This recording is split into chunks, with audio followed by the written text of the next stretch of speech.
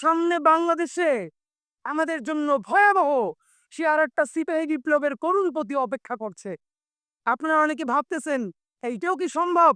জামাতের ভাইয়েরা অনেকে বোঝে না, বলে কি করে সম্ভব? মনে করাই দেই, শহীদ নিজামী মুজাহিদ সাহেবেরা মন্ত্রী হিসাবে সর্বশেষ যখন সম্ভবত 2006 বা 7-এও মন্ত্রী ছিলেন, বলেন তো তার কয় বছর পর তাদেরকে ফাঁসি দেওয়া হইল? 10 বছরও লাগে নাই। রানিং ফুল মন্ত্রী ছিল, লক্ষ লক্ষ মানুষ তাদের সাথে ছিল, তাদের মন্ত্রণালয়ে একটা পয়সার দুর্নীতি বের করতে পারে নাই।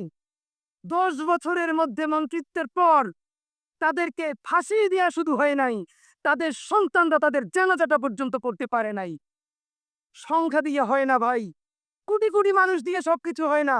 আজকে আপনারা প্রথম আলোর বিরুদ্ধে বলেন, এই যে আসার সময় বলতেছিলাম শায়েক রে, প্রথম আলোর প্যারালাল কাছাকাছি একটা পত্রিকা কি আমরা দাঁড় করাইতে পারছি?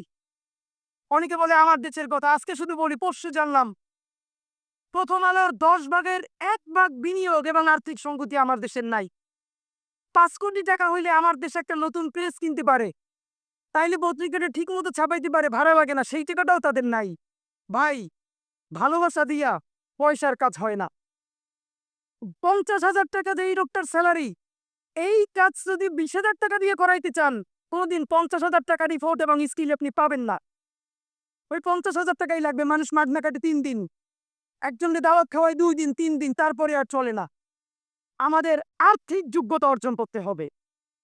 আমাদের অনেকগুলো প্রতিষ্ঠান লাগবে, একটা প্রতিষ্ঠান না। আমাদের ভাইদের সমস্যা কি জানেন? সে আজকে যদি হাটাজারি মাদ্রাসা দিয়ে কেউ একটা পত্রিকা বার করে, সেই পত্রিকাটাও সে জাতীয় মূলধারা বানাবে না, দেবে দৈনিক হাটাজারি। সে বানাবে মানে কোনো না কোনো ঘুরে ফিরা তার চিন্তায় মননে মগজে প্রথমে হয়তো হাটাজারি, সর্বোচ্চ বড় হলে হেফাজত, এরপরে সর্বোচ্চ বড় হলে বাংলাদেশের শুধু মুসলমান। ভাইরা, এই মুসলমানের বাইরের যে জনগোষ্ঠী, সেটা কি আপনার না? আপনি ভাবেন এই দেশের আপনি প্রধানমন্ত্রী, তারপরে ভাবেন আপনার জনগোষ্ঠী কারা, আপনি সেরকম চিনতে পড়েন। সুতরাং আমি কথায় অনেক ভুলভ্রান্তি বলতে পারি, কিন্তু বিশ্বাস করেন আমার কলিজে চিল্লেও আপনারা শুধু যেটা পাবেন সেটা হইল আমি চক্ষু বন্ধ করে দেখতে পাই।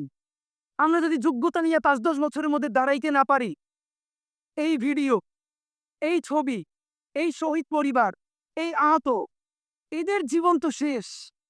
এদের পরবর্তী জেনারেশনকে পর্যন্ত কি ভয়ানক গণহত্যার শিকার হইতে হবে আমরা চিন্তাও করতে পারতেছি না। সুতরাং বাংলাদেশের স্বাধীনতা, সার্বভৌমত্ব, বাংলাদেশের ইসলাম এবং মুসলমানকে বাঁচাইতে হইলে আমাদেরকে তুল যোগ্যতা অর্জন করতে হবে। এই মাদ্রাসা শিক্ষিত জনগোষ্ঠীর মধ্যে হাজার হাজার ছেলে লাগবে যারা